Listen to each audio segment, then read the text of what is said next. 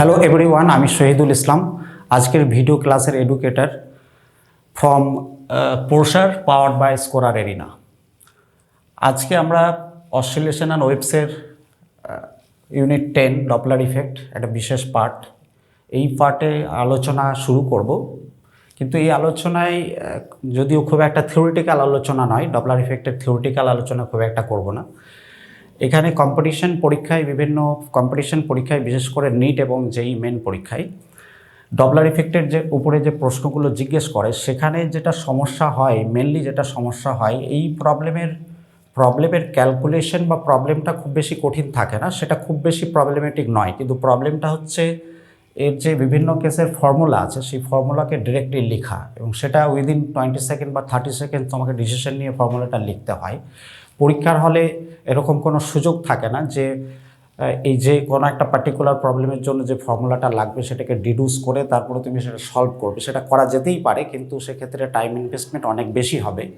সেটা কম্পিটিশন পরীক্ষার জন্য ঠিকঠাক নয়। মানে কম্পিটিশন পরীক্ষায় তোমাকে সবসময় টাইম ম্যানেজমেন্ট এবং স্পেস ম্যানেজমেন্ট দুটোকেই সঠিকভাবে কন্ট্রোল করতে হবে। সেটা কন্ট্রোল না করতে পারলে বেসিক্যালি প্রবলেম সলভ হবে, কিন্তু র্যাঙ্ক আসার ক্ষেত্রে বা স্কোর বাড়ানোর ক্ষেত্রে সেক্ষেত্রে অনেক সমস্যা হবে বা স্কোর অ্যাপ্রিসিয়েবলি বাড়বে না।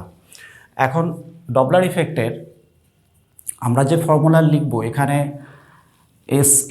এসটাকে আমরা এখানে সোর্স হিসাবে বলছি, আর এলটাকে আমরা এখানে লিসেনার হিসাবে দেখছি। এখানে সোর্স অ্যান্ড লিসেনার্স দাঁড়িয়ে আছে, সেক্ষেত্রে এখান থেকে তোমার সাউন্ড বেরিয়ে আসবে, এই সাউন্ডটার ভেলোসিটি ভি, যার একটা পার্টিকুলার ফ্রিকোয়েন্সি আছে। এটা কন্টিনিউয়াসলি একটা পার্টিকুলার টোনে এই সাউন্ডটা লিসেনারের দিকে যাচ্ছে। এখানে একটা ভেক্টোরিয়াল ফর্মুলা আছে। ভেক্টোরিয়াল ফর্মুলাটা ডপলার ইফেক্টের ক্ষেত্রে যে অ্যাপারেন্ট ফ্রিকোয়েন্সি সেই অ্যাপারেন্ট ফ্রিকোয়েন্সির একটা পার্টিকুলার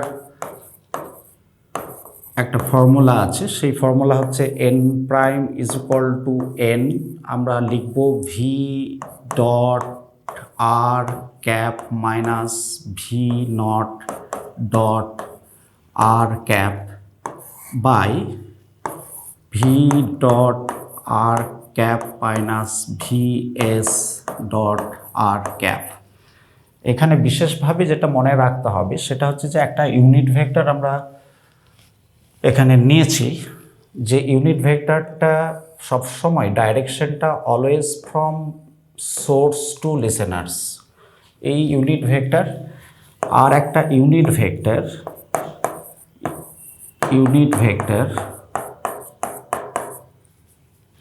ডাইরেকশন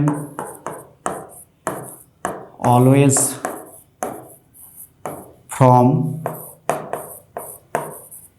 source to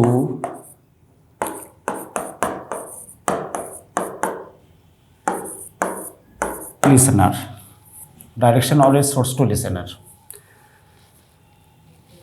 এখানে সোর্স এবং লিসেনার কতটা সেপারেশনে দাঁড়িয়ে আছে এটা ইম্পর্টেন্ট নয়। ইম্পর্টেন্ট হচ্ছে যে সোর্স থেকে লিসেনারের দিকে যে ডাইরেকশন, সেই ডাইরেকশনের একটা ইউনিট ভেক্টর এখানে আমরা নিয়েছি। এখানে একটা কথা বলে রাখি যে ভি হচ্ছে velocity of sound.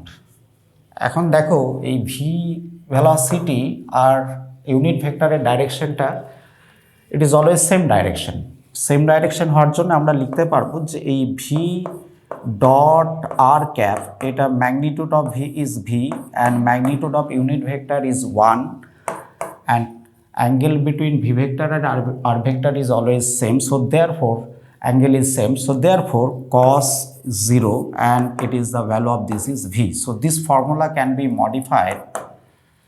It is n actual frequency and this is v minus v naught r cap by v minus vs r cap. এখানে VO, I have written here VO is the velocity of listener. VO is the velocity of listener and Vs is the velocity of source. velocity of source. So this is the vectorial formula for finding the formula for different cases. The question is asked in the competitive exams. So next case, here listener moving towards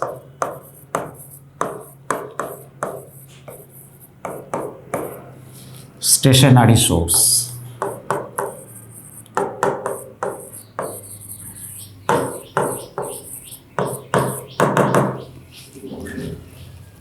So the frequency detected by listener is, let us say it is n prime, and frequency from this source is, let us say it is n, and these are the wavefront moving with velocity v, that is the velocity of sound, and apparent frequency detected by listener is equal to n. N is the actual frequency, and this is v naught dot r cap by v minus vs dot r cap. Here n, this is v minus angle between velocity of listener and unit vector. Unit vector always, you have to take the direction of unit vector always from source to listeners. So this is r cap. Angle between v naught vector and r cap is 180. So therefore the magnitude of v naught is v naught and unit vector 1. Angle between this is cos 180, and the velocity of source is 0 since this source is stationary. So this is v. So the formula becomes n v plus v naught by v. So this is the formula for the apparent frequency when listeners moving towards the stationary source. And this frequency, apparent frequency, is greater than n. This apparent frequency is greater than n. And you know, n prime can be written as 1 plus v naught by v.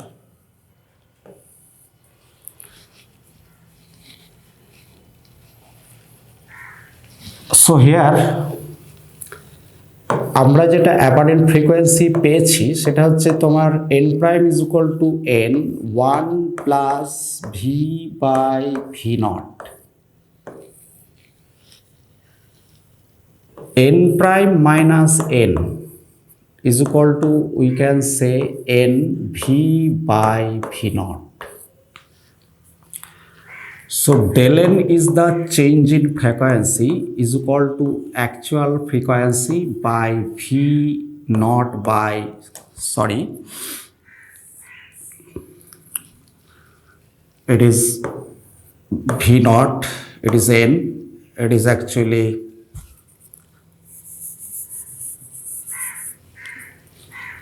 v naught by v, and it can be written as v naught by v.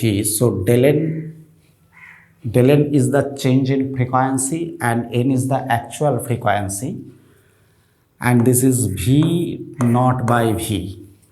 So we can write by this way, del n by n is equal to v naught by v. এটাকে আমরা বলবো fractional change in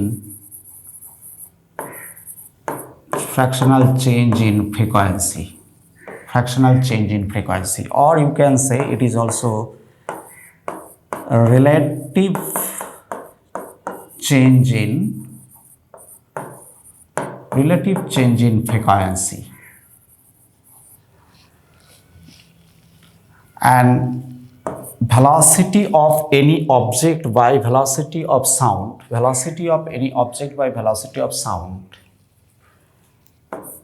it is actually known as Mach number. So therefore we can say del n by n equal to actually Mach number.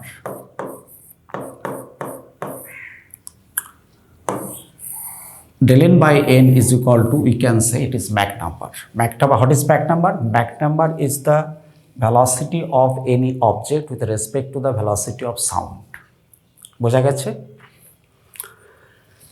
এখানে আমরা percentage চেঞ্জও বের করতে পারি।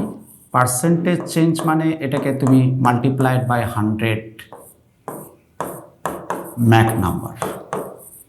যদি কোনো জায়গায় তোমাকে পার্সেন্টেজ চেঞ্জ ইন ফ্রিকোয়েন্সি জানতে চাই, when listener is moving towards source, so we can say percentage change in frequency is equal to 100 into Mach number, এত পার্সেন্ট চেঞ্জ করবে।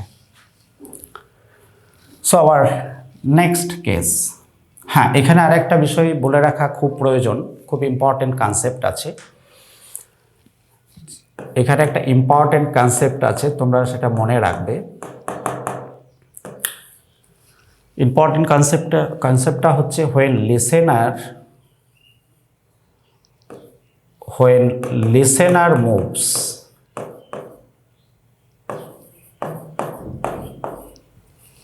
listener moves,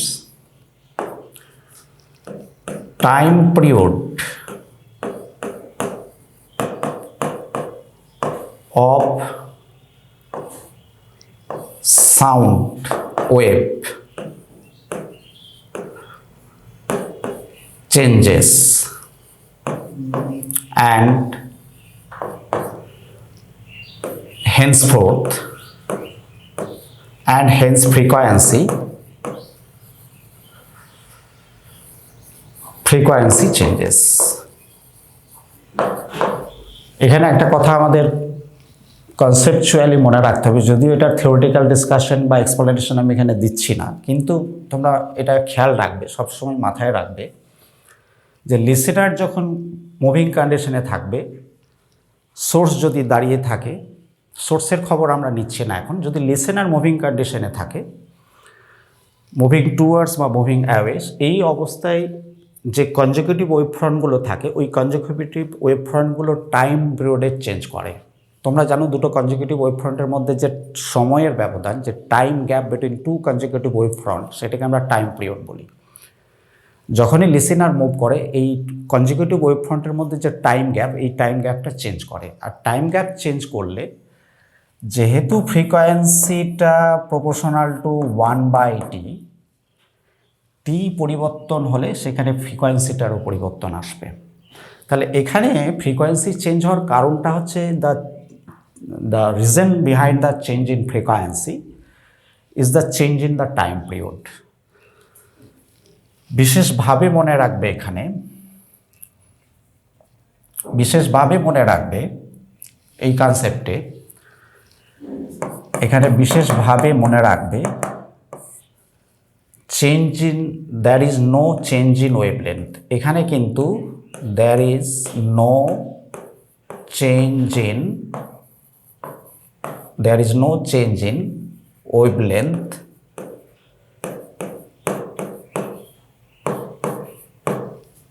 there is no change in wavelength when listener moves.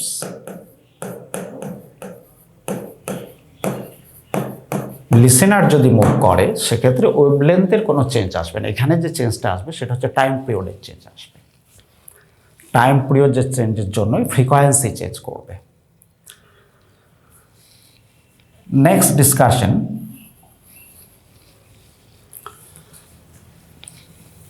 এখানে listener moving away from stationary source, moving away from stationary source,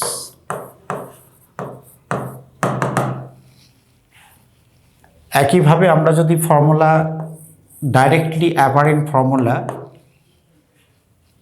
এর কাছে যে ফ্রিকোয়েন্সিটা detect হবে, listener যে ফ্রিকোয়েন্সিটা detect করবে, এখানে আমাদের ডপলার ইফেক্টের যে হিরো, সে হিরোইন থেকে, এটা ডপলার ইফেক্টের হিরোইন, এটা ডপলার ইফেক্টের হিরো। তো এই হিরো হিরোইন থেকে দূরে সরে যাচ্ছে। হিরোইন একটা পার্টিকুলার ফ্রিকোয়েন্সিতে একটা গান গাইছে, যে গান শুনে হিরো ছুটে পালাচ্ছে। সেক্ষেত্রে ওর পিছনে ভেলোসিটি অফ সাউন্ড ধাওয়া করছে। এক্ষেত্রে এর কাছে যে অ্যাপারেন্ট ফ্রিকোয়েন্সিটা আসবে, সেই অ্যাপারেন্ট ফ্রিকোয়েন্সিটাকে আমরা যদি বলি এন প্রাইম, তাহলে N prime is equal to N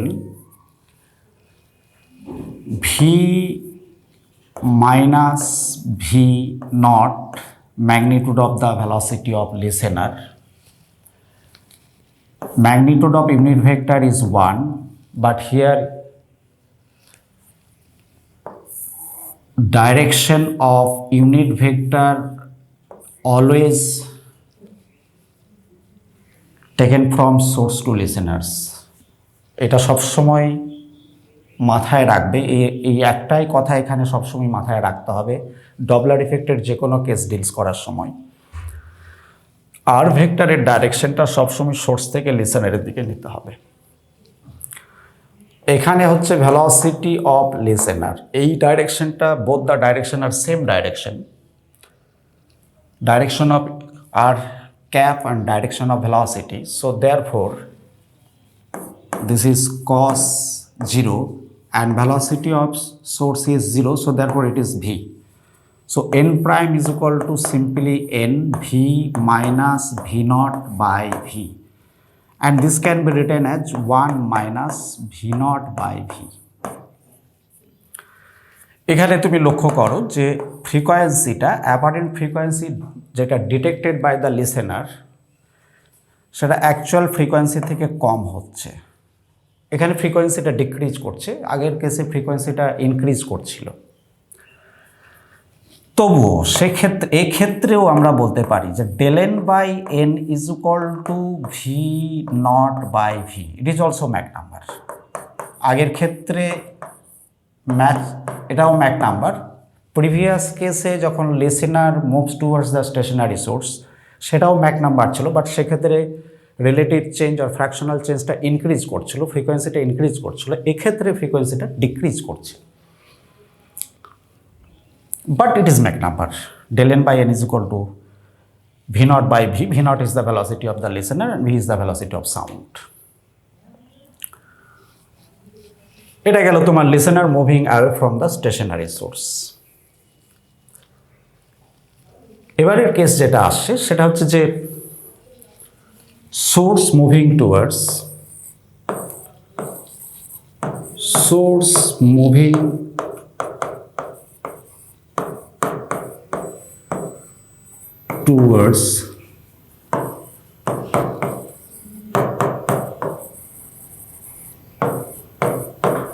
stationary source, দুঃখিত, stationary listener।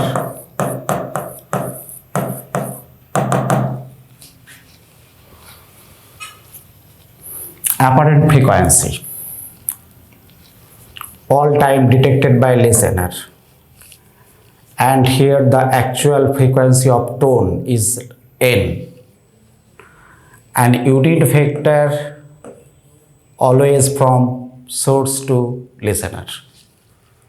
So the apparent frequency detected n prime is equal to n v।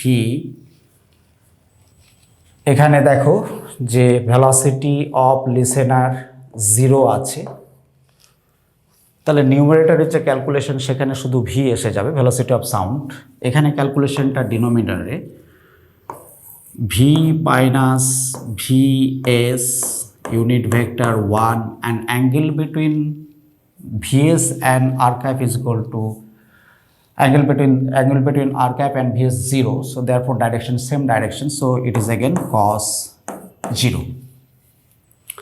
তাহলে দেখো যে আমরা যেটা n prime is equal to n পাচ্ছি, এটা আমরা v by v minus vs, অর্থাৎ ডপলার ইফেক্টের কোনো ফর্মুলায় তুমি আলাদা করে মেমোরাইজ করার চেষ্টা করবে না। ডপলার ইফেক্টের একটাই ফর্মুলা, যে ভেক্টোরিয়াল ফর্মুলাটা আমরা লিখেছি সেটাই ফর্মুলা, একটাই formula.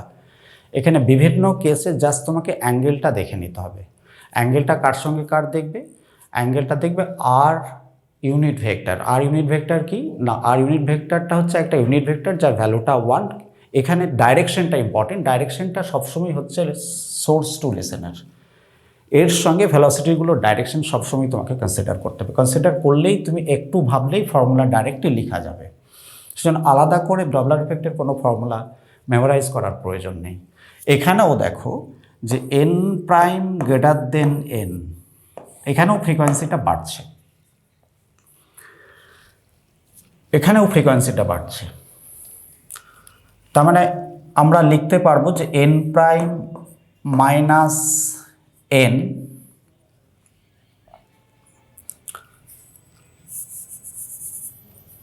n prime by n is equal to v by v minus vs।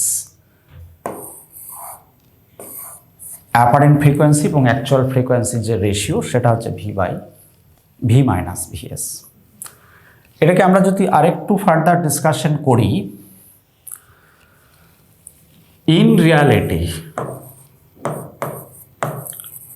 Reality আমরা যে অবজেক্টগুলোর ভেলোসিটি পাই নর্মালি, আমাদের দেশে ট্রেন হলে সেটা maximum 150 kilometre per hour move করতে পারে। So in our daily life যে অবজেক্টগুলোর ভেলোসিটি পাই সেটা সাউন্ডের ভেলোসিটির থেকে যথেষ্ট কম, অনেকটাই কম। নর্মালি সাউন্ডের ভেলোসিটি কত? সাউন্ডের ভেলোসিটি তুমি মোটামুটি ধরে নাও 1180 কিমি পার আওয়ার টু 1220 কিমি পার আওয়ার, এর মধ্যে ভ্যারি করে। So this is the velocity of sound. এর মধ্যে আমাদের যে অ্যাটমসফেরিক টেম্পারেচার মোটামুটি তুমি ধরে রাখতে পারো 1180 থেকে 1220 কিলোমিটার পার আওয়ার পর্যন্ত ভ্যারি করতে থাকে। নর্মালি আমাদের দেশের ট্রেন, বাস বা এনি অবজেক্ট, কোনো সাউন্ড সোর্স যেটা মুভ করে maximum 150 kilometre 200 kilometre. So in রিয়ালিটিতে ভেলোসিটি অফ সোর্স বেশিরভাগ ক্ষেত্রে it is less than V. Velocity of source less than V. তাহলে এটাকে আমরা এই N prime is equal to N, এটা V by V minus V S, এটাকে যদি আমরা অ্যাপ্রক্সিমেশন নিয়ে যাই তাহলে we can say N prime is equal to N 1 minus V by VS to the power minus 1। এটা অ্যাপ্রক্সিমেশনে যাচ্ছি আমরা। অ্যাপ্রক্সিমেশনে কেন যাচ্ছি না, ভিএসটা এখানে এটা 1 minus VS by V to the power minus 1। আমরা অ্যাপ্রক্সিমেশনে কেন যাচ্ছি? তার কারণ হচ্ছে এখানে ভিএস এবং ভি এর যে রেশিও সেটা লেস দেন 1। তাহলে N prime is equal to আমরা লিখতে পারবো N 1 plus VS by V. এখানে নেগলেক্টিং হায়ার অর্ডার,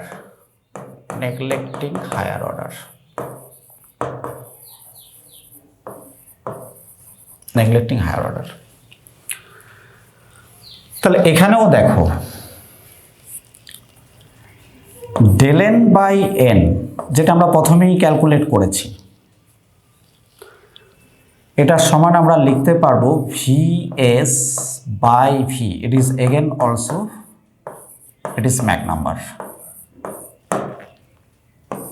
আবার এটাকে আমরা ম্যাক নাম্বারই বলতে পারি।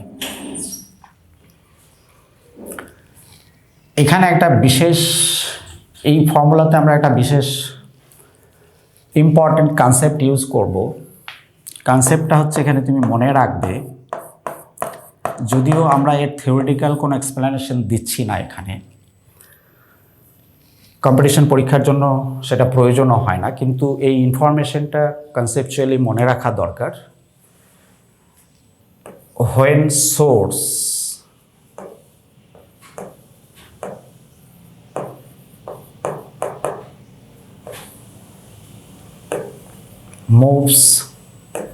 source moves,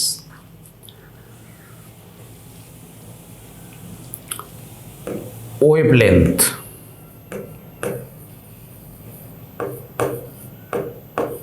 wavelength changes, and hence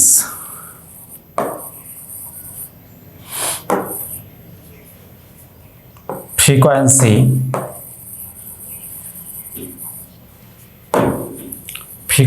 changes. As you know, frequency varies as 1 by lambda. lambda increase করলে frequency কমবে, আর frequency increase করলে lambda increase করলে frequency কমবে, আর ওই lambda যদি decrease করে তাহলে frequency বাড়বে। যখন সোর্স মুভিং কন্ডিশনে থাকে, লিসেনার কি আছে আমরা এখানে কনসিডার করছি না, লিসেনারও মুভিং কন্ডিশনে থাকতে পারে, বাট সেটার কনসেপশন আলাদা। যখন সোর্সটা মুভিং কন্ডিশনে থাকবে, এক্ষেত্রে ওয়েভলেন্থটা চেঞ্জ করবে। ওয়েভলেন্থ চেঞ্জ করার মানে হচ্ছে between two consecutive space or separation between two consecutive जो wave front, separation between two consecutive wave front, এটা ডিক্রিজ করবে বা ইনক্রিজ করবে। ডিক্রিজ করলে ফ্রিকোয়েন্সি বাড়বে, ইনক্রিজ করলে ফ্রিকোয়েন্সি কমবে।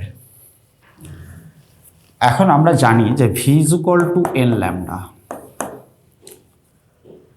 এটাকে আমরা লিখতে পারি যে relative change in velocity of sound is equal two relative change in frequency into plus relative change in lambda. Source বা লিসেনার মুভিং কন্ডিশনে থাকলে বা রিলেটিভ মোশনে থাকলে সেক্ষেত্রে ভেলোসিটি অফ সাউন্ড, অ্যাকচুয়াল যেটা ভেলোসিটি অফ সাউন্ড, সেটা তো আর চেঞ্জ করে না, সেটা তো অ্যাকচুয়াল যেমন আছে তেমনই থাকে। তো সেজন্য আমরা লিখতে পারি যে dn by n plus d lambda by lambda এটা ইকুয়াল টু 0। তার মানে এই unitary change or relative change in wavelength or fractional change in wavelength, এটা actually equal to the fractional change in frequency or relative change in frequency. এর ম্যাগনিটিউডটা equal. Minus আসছে because একটা কমলে একটা বাড়ে, সেজন্য একটা মাইনাস আসছে। মাইনাসটা বোঝাচ্ছে যে দুটো ইনভার্সলি প্রপোর্শনাল, একটা বাড়লে একটা কমবে। ল্যামডা বাড়লে ফ্রিকোয়েন্সি কমবে, ল্যামডা কমলে ফ্রিকোয়েন্সি বাড়বে। তাহলে আমরা এখানে এই D lambda by lambda is equal to DN by N, এটা একটা কনসেপ্ট। তার কারণ হচ্ছে এখানে সোর্স মুভিং করছে, সোর্স মুভিং করলে ওয়েভলেন্থ চেঞ্জ করবে। লিসেনার মুভ করলে ওয়েভলেন্থ চেঞ্জ করে না। অনেক সময় কোশ্চেন্স জিজ্ঞেস করে যে লিসেনার মুভ করছে towards source with some velocity, তারপরে তোমাকে কোশ্চেন জিজ্ঞেস করে বসলো যে what is the change in wavelength. একদম সরাসরি উইদাউট এনি হেজিটেশনস তুমি ডাইরেক্টলি লিখবে যে ওয়েভলেন্থ চেঞ্জ করে না, কিংবা change in wavelength is equal to 0। ওকে, তাহলে আমরা এই কেসে del lambda by lambda equal to, we can say, del n by n, and it is equal to Vs by V. It is Mach number.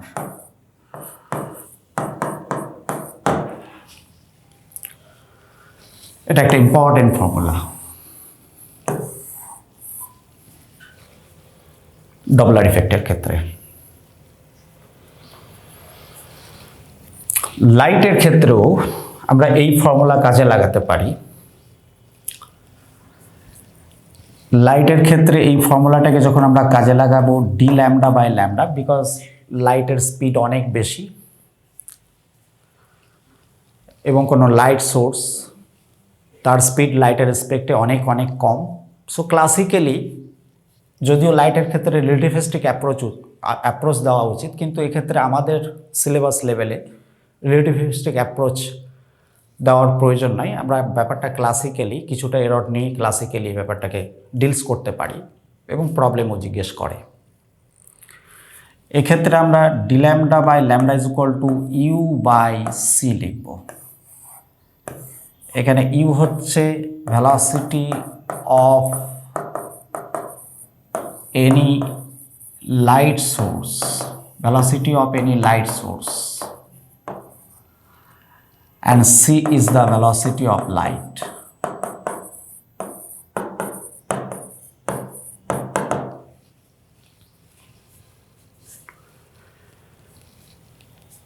d ল্যামডাটাকে আমাদের বলা হয় wavelength shift,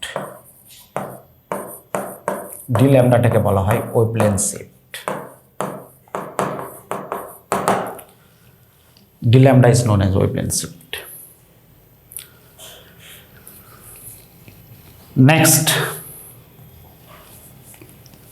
Next case is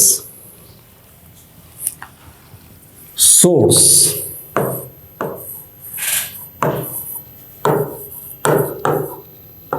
moving away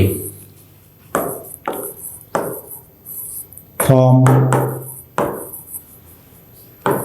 stationary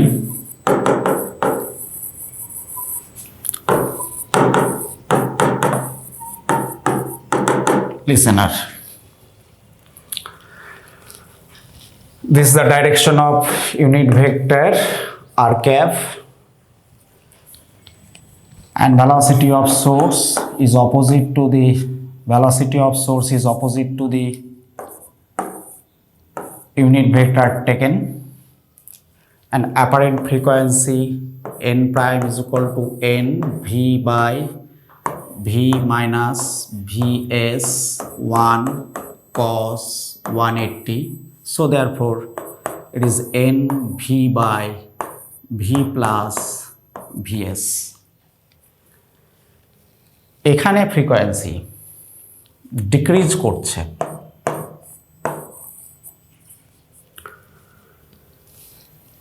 তারপরেও আমরা বলতে পারি যে n prime by n is equal to v by v plus vs। এই calculation থেকে আমরা দেখতে পাচ্ছি যে ডিনোমিনেটর এখানে বেশি আছে, তাহলে n প্রাইমটা লেস দেন n হবে। সিমিলারলি ইন রিয়ালিটি, যদি রিয়ালিটিতে আমরা এটা কনসিডার করি, সেক্ষেত্রে আমরা লিখতে পারবো, রিয়ালিটিতে কনসিডার করলে আমরা লিখতে পারবো D lambda by lambda, it is again vs by v and dn by n, that is relative change or frequency change in fractional change in frequency, it is also vs by v। তবে এখানে frequency কমছে, wavelength বাড়বে, এখানে frequency কমছে, wavelength বাড়বে। Next যে কেসেসগুলো আমাদের এখানে আসবে, নেক্সট কেসেস যেগুলো আসবে আমাদের এখানে, অনেক রকম সিচুয়েশন আসতে পারে। এটা সোর্স, আমরা হেডিং লিখছি না কিছু।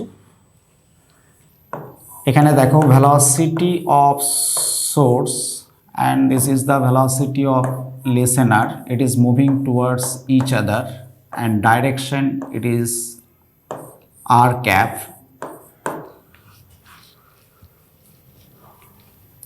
So here source and listener moving, both move towards each other.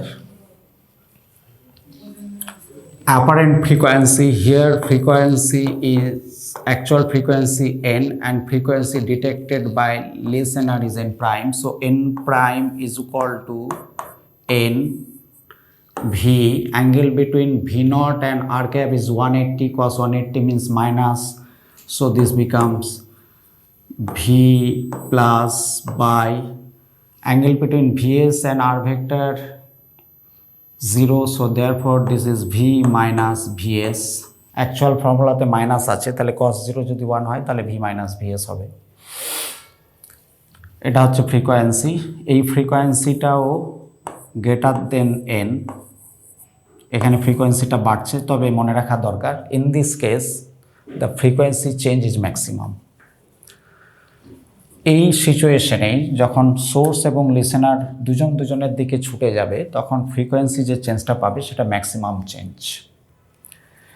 এখানে আমরা n prime by n is equal to V plus V nought by V minus VS, এটা যদি লিখি এখান থেকে আমরা চেঞ্জটা বার করতে পারি। এখানে চেঞ্জ করার ক্ষেত্রে আমরা দুই দিকে একটা -1 দিয়ে রাখবো, ভি মাইনাস ভিএস -1।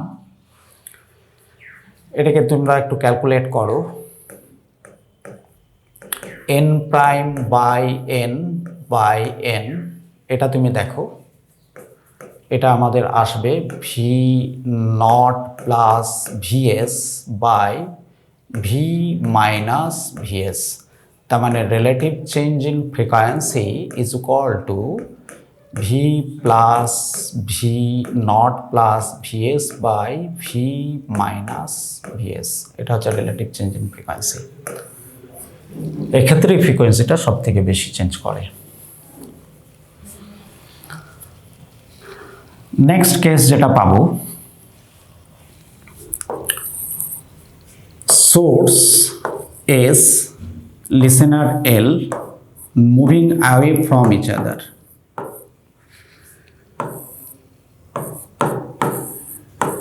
এখান থেকে সুর বের হচ্ছে,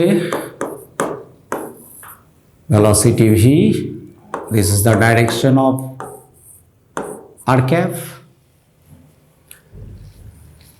এখানে একটা ফ্রিকোয়েন্সি ডিটেক্ট হবে n প্রাইম, এখানে n প্রাইম তুমি ডাইরেক্টলি লিখো n, শুধু জাস্ট অ্যাঙ্গেল চেক করো, angle between r cap and v naught 0 degree, so cos 0 1, so it is minus v naught, and similarly angle between vs and r cap 180, that is cos 180 minus 1, so therefore v plus vs. So this is the apparent frequency detected by the listener. Okay, এখানে দুজনকে ছেড়ে চলে যাচ্ছে, এ গান শোনাতে চাইছে, এ গান শুনতে চাইছে না, এরকম সিচুয়েশনে এটা হচ্ছে অ্যাপারেন্ট ফ্রিকোয়েন্সির ফর্মুলা। বোঝা গেছে? Next, S, this is VS, this is listener, it is VO, R vector as usual from source to listener, so apparent frequency N, angle between these two is 180, so this is V plus V naught, and angle between this and these two, it is also 180, so V plus Vs.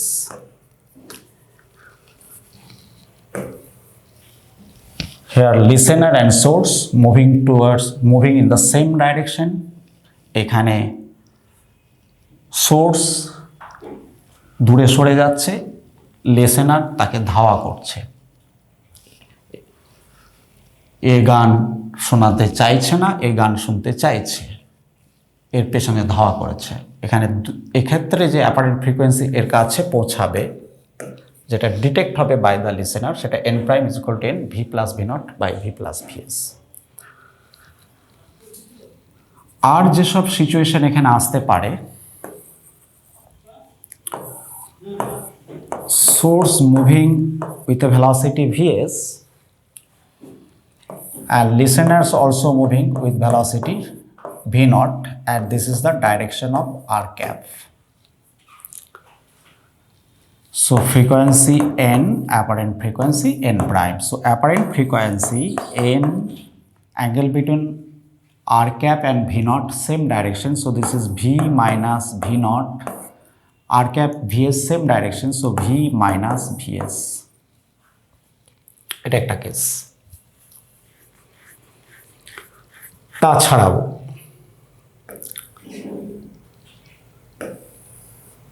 এখানে ধরো source আছে, এ একটা particular ডাইরেকশনে VS ভেলোসিটিতে move করছে, এর সঙ্গে একটা particular ডিস্টেন্সে পারপেন্ডিকুলারলি টু দ্য লাইন একটা লিসেনার দাঁড়িয়ে আছে। আমরা তোমাদের বলেছি যে আর ভেক্টরটা always taken from S to source to listener. এখানে তুমি লক্ষ্য করে দেখো, স্টেশনারি, এ কিন্তু স্টেশনারি আছে, এটা স্টেশনারি। এই ভিএস ভেক্টরের সঙ্গে আর ভেক্টরের একটা অ্যাঙ্গেল আছে। তো এখানে cos 0 বা cos 180 এগুলো তো সেম লাইনে থাকলে এই সিচুয়েশনগুলো হয়। যখন এগুলো সেম লাইনে থাকবে না, লাইনের সঙ্গে একটা অ্যাঙ্গেল করে থাকবে, সেক্ষেত্রে apparent frequency detected by listener, it is actually n prime is equal to n v by v minus vs cos theta. So this is the apparent frequency detected by listener. তাছাড়াও specific কিছু problem থাকে, যেমন এটা একটা important case. এইখানে একটা mountain আছে, এখানে একটা গাড়ি ইউ ভেলোসিটিতে মুভ করছে, এখান থেকে একটা অ্যাকচুয়াল ভেলোসিটি, সাউন্ডের ভেলোসিটি ভি, আর এর ফ্রিকোয়েন্সি হচ্ছে এন। এখানে ড্রাইভার আছে বা passenger of the car, what ever may be the. এটা একটা স্পেসিফিক কেস, এরকম কোশ্চেন ও কম্পিটিশন পরীক্ষায় দেখা যায়। এখানে ফার্স্ট অফ অল এটা আমরা এখানে একটা ফ্রিকোয়েন্সি, এখানে নাম্বার ওয়ান, এখানে একটা ফ্রিকোয়েন্সি আসবে। এই frequency can not be detected by the mountain. Mountain তো আর ফ্রিকোয়েন্সি ডিটেক্ট করতে পারবে না, বাট এই ফ্রিকোয়েন্সিটা, অ্যাপারেন্ট ফ্রিকোয়েন্সিটা এখানে রিফ্লেক্ট করে যাবে। এই অ্যাপারেন্ট ফ্রিকোয়েন্সিটা এখানে রিফ্লেক্ট করে যাবে। তো মাউন্টেনকে আমরা, এটা একটা মাউন্টেন, এটা একটা মাউন্টেন, এটাকে আমরা ভার্চুয়াল লিসেনার বলতে পারি। Virtual listener.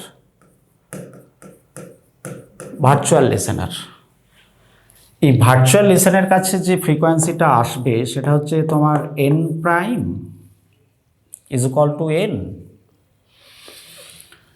এটা কিন্তু source moving towards virtual listener, তাহলে এখানে আর ভেক্টরের ডাইরেকশনটা কিন্তু সোর্স টু লিসেনার। তাহলে আমাদের ফর্মুলাটা এখানে আসবে V by R vector and U vector has the same direction, so v by v minus u. So this is the apparent frequency reflected by the mountain, that is by the virtual listener. সেটা হচ্ছে n prime is equal to n v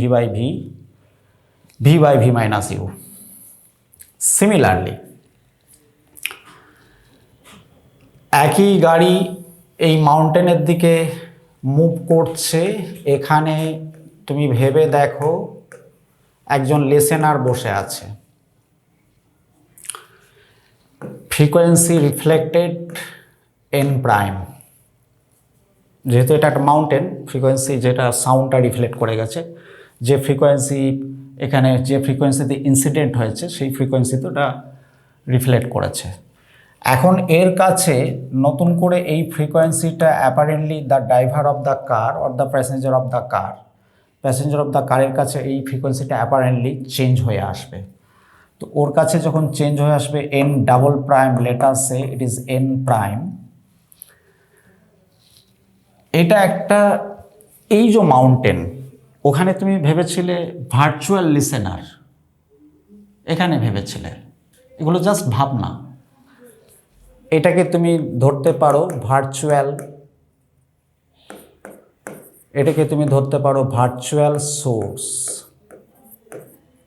যাকে তুমি virtual listener ভেবেছিলে প্রথমে, তাকেই তুমি এখন ভাবছো ভার্চুয়াল সোর্স।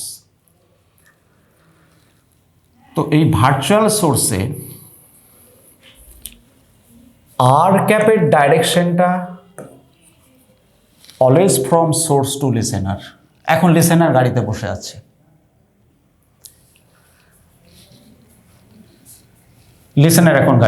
আছে, তাহলে এখন listener moving to a stationary source. So this is V u vector r vector, angle between u vector and r vector is 180. So this is v plus u cos 180 minus 1, and ফর্মুলাতে minus আছে, তাহলে -1 - 1 plus by v। তাহলে এন প্রাইমটাকে আমরা যদি replace করি, so N, it is N V plus U by V minus you.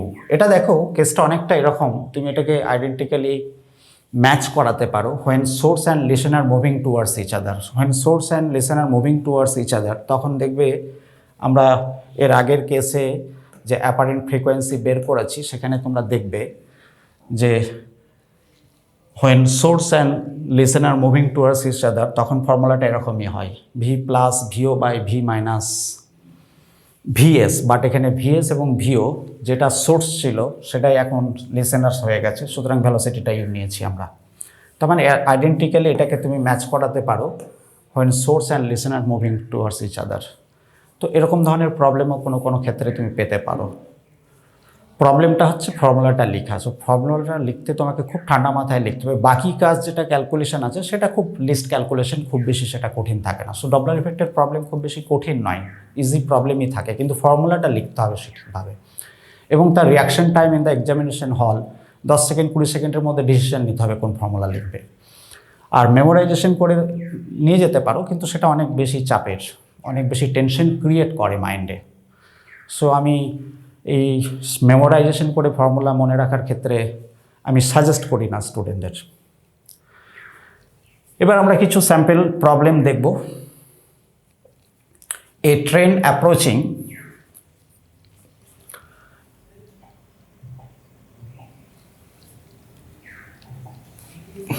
a siren placed at a railway platform is emitting sound. একটা রেলওয়ে প্ল্যাটফর্মে এখান থেকে সাউন্ড সাইরেন বেরিয়ে আসছে 5 কিলোহার্টজ। এখানে একটা ট্রেন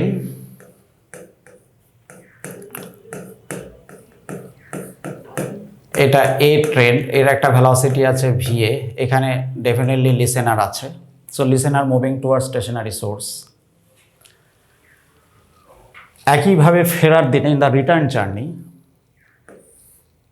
অন্য একটা ট্রেনে একই passenger, same passenger with the different time B moving with velocity VB, এই একই রেল স্টেশনে একই সাইরেন যাওয়ার দিনেও বাজছিল, আজকেও ফেরার পথে অন্য একটা ট্রেনে ফেরার পথে একই সাইরেন বাজছে, এবং দুটো ক্ষেত্রে দুরকম ডিফারেন্ট ফ্রিকোয়েন্সি চেঞ্জ পেয়েছে। এক্ষেত্রে ফ্রিকোয়েন্সি চেঞ্জ পেয়েছিল 0.5 কিলোহার্টজ, আর ফেরার দিনে অন্য একটা ট্রেনে ফেরার দিনে একই স্টেশন যখন পেরোচ্ছে ফ্রিকোয়েন্সি চেঞ্জ পেয়েছে 1 কিলোহার্টজ। এই প্রবলেমে যদি আমরা একবার ফর্মুলা লিখে ফেলি, দুটো আলাদা আলাদা কেসে ফর্মুলা লিখি, তারপর সেটাকে কম্পেয়ার করে ভিএ ভিবি যদি বার করতে চাই, তাহলে সামটাইমস এটা অনেক বড় হতে পারে। সময় বাঁচানোর জন্য first you have to properly interpret the problem. প্রবলেমটাকে ঠিকঠাক ইন্টারপ্রিটেশন একটা ইম্পর্টেন্ট কাজ পরীক্ষার হলে। তারপরে হচ্ছে প্রপারলি ফর্মুলা ইউজ করা।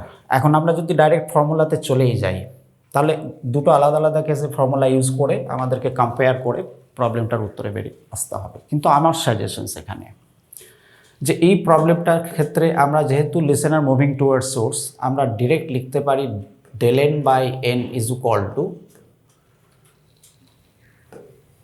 Mac number.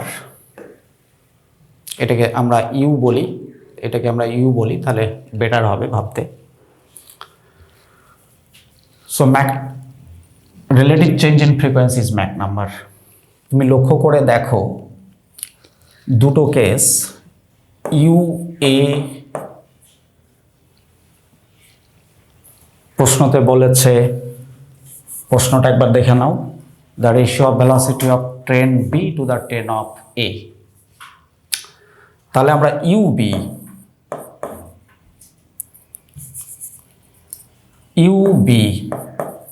By U A দুটো কেসে যদি এটাকে ডিভাইড করি, দুটো ক্ষেত্রেই একই ফ্রিকোয়েন্সি এন, দুটো ক্ষেত্রে ভেলোসিটি সাউন্ড যেটা আছে একই সাইরেন যেহেতু বাজছে, একই ভেলোসিটি অফ সাউন্ড, দুটো কেসে একই আছে, ফ্রিকোয়েন্সি এক আছে, তাহলে আমরা সরাসরি লিখতে পারি UB by UA is equal to change in frequency detected by listener at train B and change in frequency detected by listener while traveling at train while traveling at train A.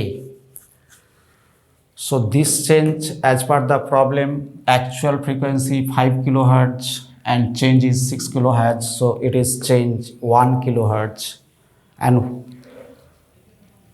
change in the case of A, it is 0.555 kilohertz, so change is this 0.5 kilohertz.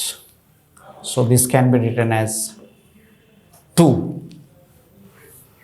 So this is list calculation for this problem.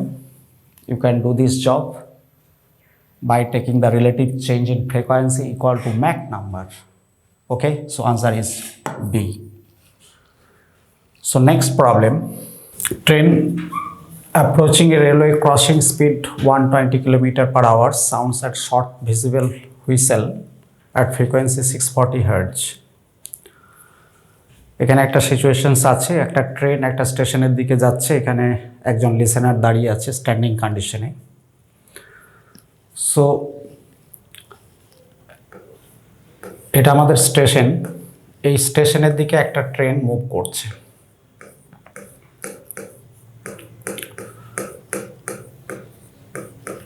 এর frequency n, এর velocity vs, এখানে একটা listener standing আছে, unit vector this is r cap and this angle is theta, so apparent frequency n equal to nv by v minus vs cos theta. Velocity of sound 340, actual frequency 640, velocity of sound 340 minus vs is given here 120 km/h. So Vs is equal to 120 km/h. It is 120 into 5 by 18. So 100 by 3 meter per second. So put the value of velocity of source. 100 by 3 and cos theta. This is 300, it is 400, so therefore this distance is 500 meter. So angle between velocity of source and unit cap cos theta value is 3 by 5.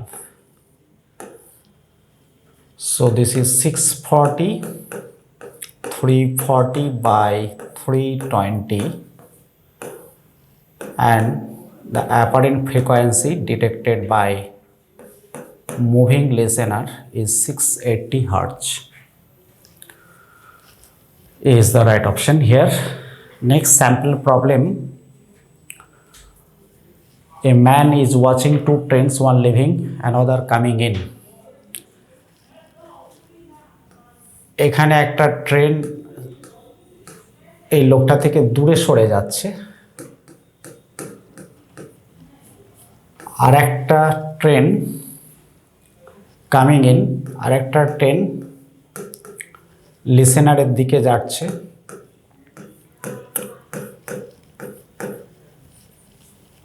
both the velocity is u, so here source moving, here the source moving towards stationary listener, but in this case the source moving away from the stationary listener.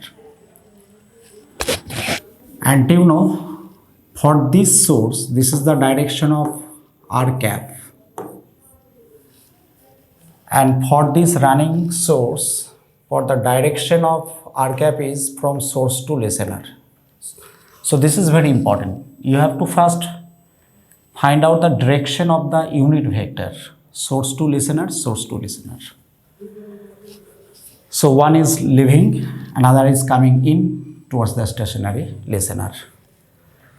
So definitely here দুটো ফ্রিকোয়েন্সির মধ্যে একটা difference পাওয়া যাবে। আমরা এর ক্ষেত্রে ধরে নিচ্ছি ফ্রিকোয়েন্সিটা n2, এর ক্ষেত্রে ধরে নিচ্ছি ফ্রিকোয়েন্সিটা n1, তাহলে এই দুটো ফ্রিকোয়েন্সির একটা ডিফারেন্স পাওয়া যাবে। এখানে প্রশ্নটা হচ্ছে যে beats, number of beats heard by the man. এখন এই মানুষটার কানে গিয়ে দুটো ফ্রিকোয়েন্সি বিটস তৈরি করবে কিনা সেটা আমি জানি না, জানার প্রয়োজনও নেই, কিন্তু অ্যাকচুয়ালি কোশ্চেন যেটা সেটা হচ্ছে যে ডিফারেন্সটা কত। বিট ফ্রিকোয়েন্সি কিছু না, জাস্ট আমরা এখানে বিটস হবে কি না ইম্পর্টেন্ট নয়, কিন্তু ফ্রিকোয়েন্সির ডিফারেন্সটা কত সেটা বের করতে হবে। So beat frequency del N, এটা আমরা লিখব n2 minus n1। actual frequency n, this is v minus vs for this source coming in towards the stationary listener,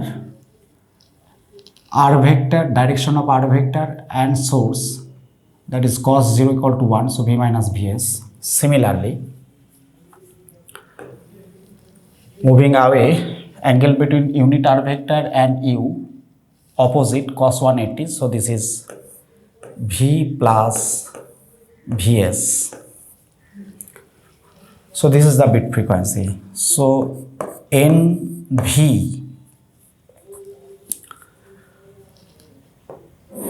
it is v plus vs minus v plus vs, and this is v minus vs, v plus vs. So by simple calculation, this becomes n into v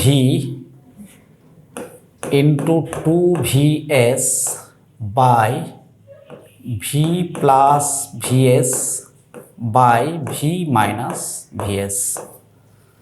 So this is the difference in their frequencies. আমরা ক্যালকুলেশনের ক্ষেত্রে actual frequency it is 240 and velocity of sound 320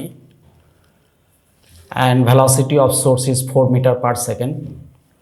So putting this value, frequency is 240, velocity of sound 320 into 2, velocity of source is 4 by 320 plus 4, this is 324 and this is 316. Here 324, it is actually 81 and 81 320. So in rough calculation, it is near about impossible in the examination hall accurate calculation. So approximation calculation, by the approximation calculation, 81 can be removed by 4 and this is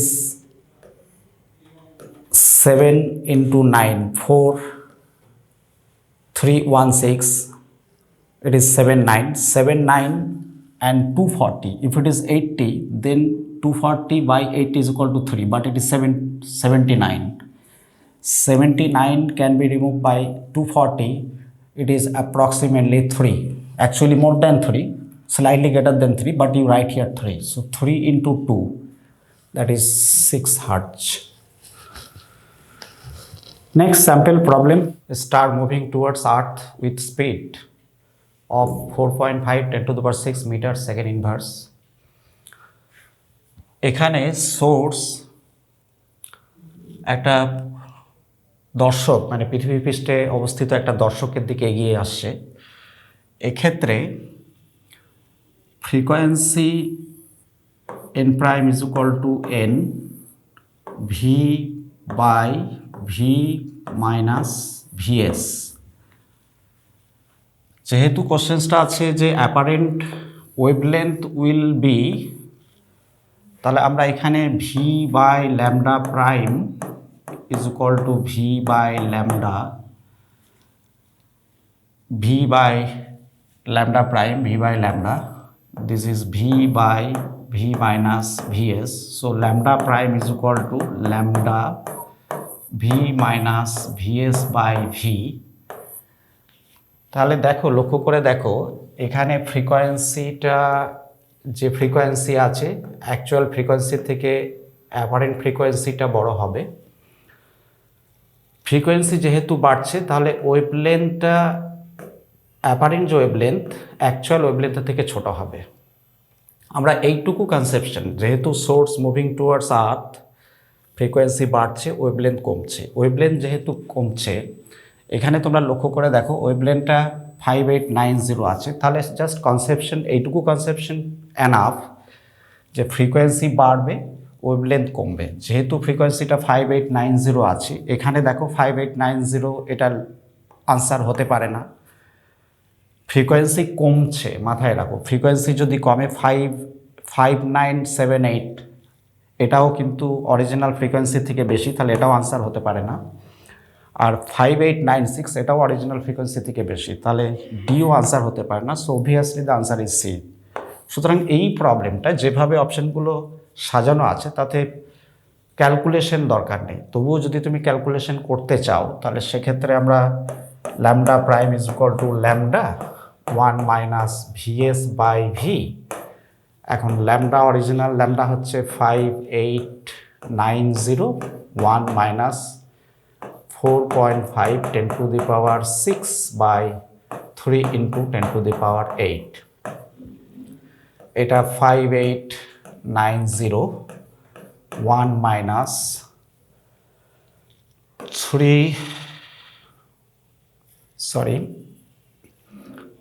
1.5 by 100, 5890, 1 minus 0.015, so